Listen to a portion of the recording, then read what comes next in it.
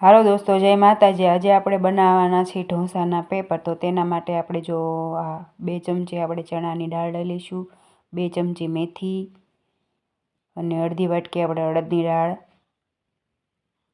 અને મોટી વાટકી ભરીને ચોખા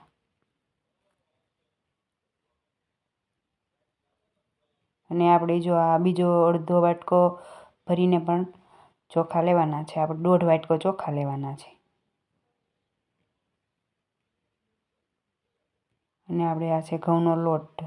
તમે રવો પણ નાખી શકો છો, પછી પૌવા પણ નાખી શકો છો, તો પણ ક્રિસ્પી સરસ મજાના આપણે પેપર બનીને તૈયાર થાય છે। તો તેના માટે આપણે આ બધું સરસ મજાનું મિક્સ કરી લઈશું અને હવે આપણે એમાં પાણી નાખી દઈશું। પાણી નાખીને 2-3 વખત ધોવાનું છે। આપણે ધોઈને પછી ઢાંકીને મૂક્યું છે, ફૂલી જાય ત્યાં સુધી રહેવા દેવાનું। જો આ બધું સરસ ફૂલી ગયું, હવે આપણે એને મિક્સરમાં મસ્ત ક્રશ કરી લઈશું।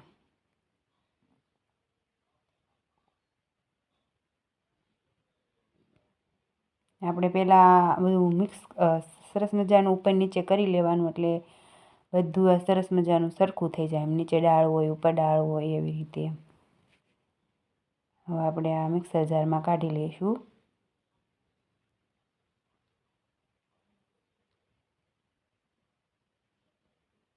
થોડું એવું પાણી આપણે નાખવાનું, એટલે નીચે ચોંટી ના જાય।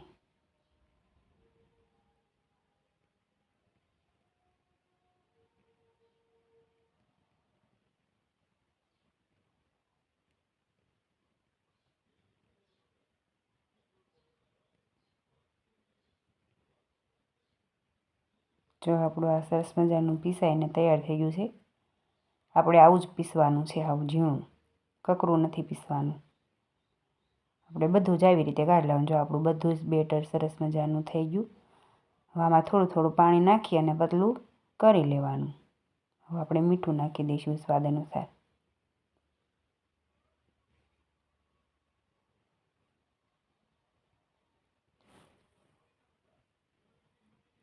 થોડી એવી ખાંડ, 1 ચમચી જેવી આપણે ખાંડ નાખવાની।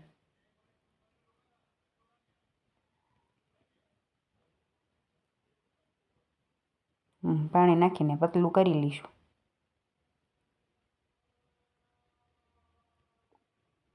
સાવ પતલું આપણે નથી કરવાનું। તો આપણે આ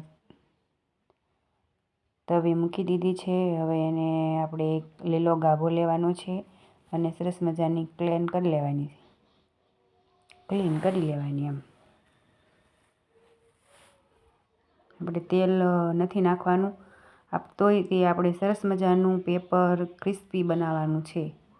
આમાં તમે જેવડું તમારે બનાવવું હોય એવું તમે પેપર બનાવીને તૈયાર કરી શકો છો। આ પંચવટીમાં આપણે જે પેપર મળે એવું જ પેપર બનીને તૈયાર થાય છે, ક્રિસ્પી।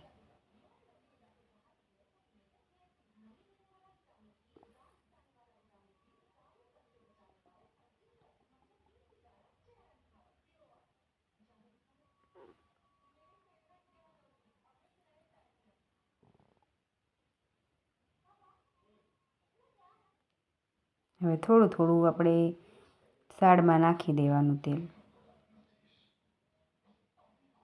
કિનારી હોય ને ત્યાં।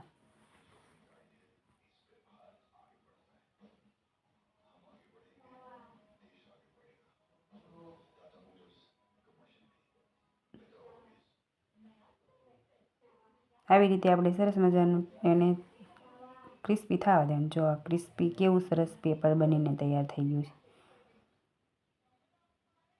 હાથે હાથે નીચેથી કોઈ જ આપણે તાવીથાની જરૂર પણ નથી પડતી। તો આપણું સરસ મજાનું ક્રિસ્પી પેપર બનીને તૈયાર છે। આપણે આને લઈ લઈશું। હવે આપણે ફરીથી ક્લીન કરી લેવાની, એમ। તેલ આપણે નાખવાનું જ નથી, સાઈડમાં જ નાખવાનું છે। તો આવી રીતે આપણે ફરીથી એક પેપર બનાવી લઈશું। આ પેપર આપણે મસાલાવાળું બનાવવાનું છે।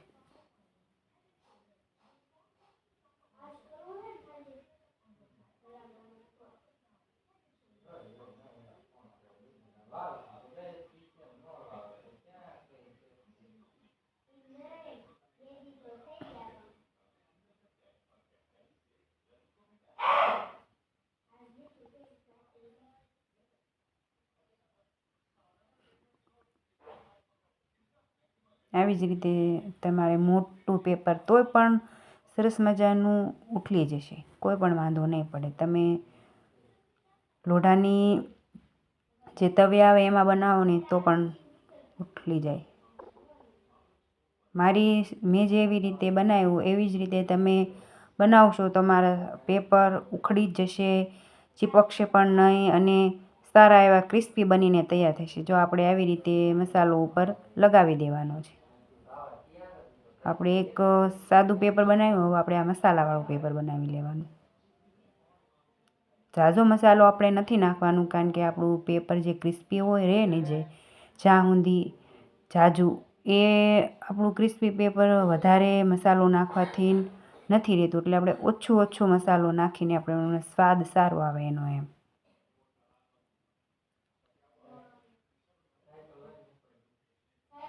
જુઓ તમે,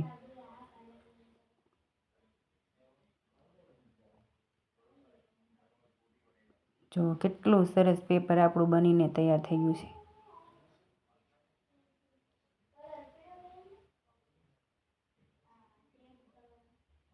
જો આપણું આ મસાલાવાળું પણ પેપર આપણે તૈયાર થઈ ગયું છે.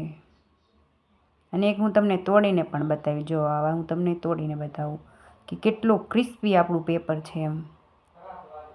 સરસ પંચવટીમાં બને તેવું જ બને છે.